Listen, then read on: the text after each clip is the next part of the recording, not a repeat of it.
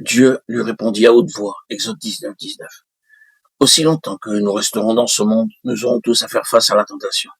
Peu importe qui vous êtes, où vous êtes et ce que vous faites. En tant qu'être humain, nous devons affronter beaucoup de tentations, de situations difficiles et des épreuves de toutes sortes.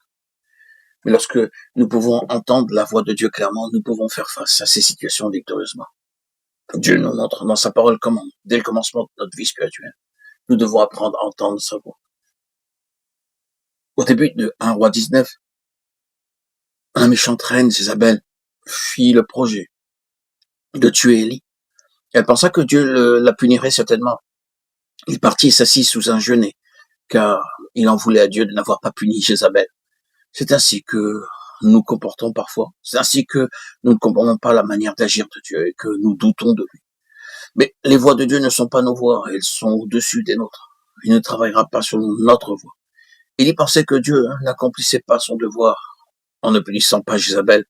Ainsi il lui dit, Seigneur, à compter de ce jour, je ne serai plus ton prophète. Si vous travaillez pour le gouvernement, vous devez donner un préavis de 3 mois avant de rompre votre contrat. Mais Élie ne donna qu'1 jour de préavis.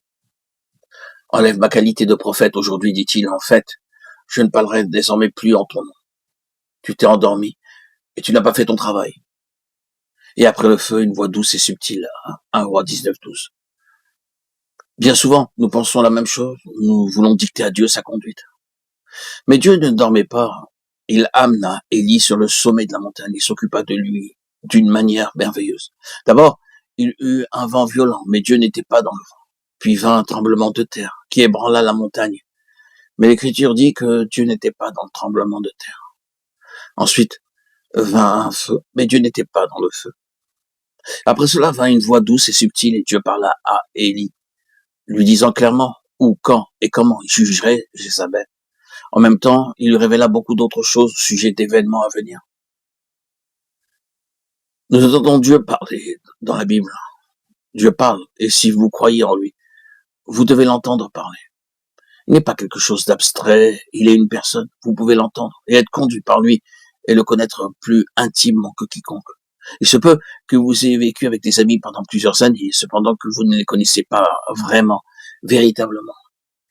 Il se peut que vivre avec votre femme et vos enfants pendant plusieurs années, vous craignez de tout leur dire. Il y a certaines pensées que nous ne pouvons pas partager avec d'autres, mais nous pouvons parler à Dieu et nous pouvons lui parler librement, lui dire chaque pensée.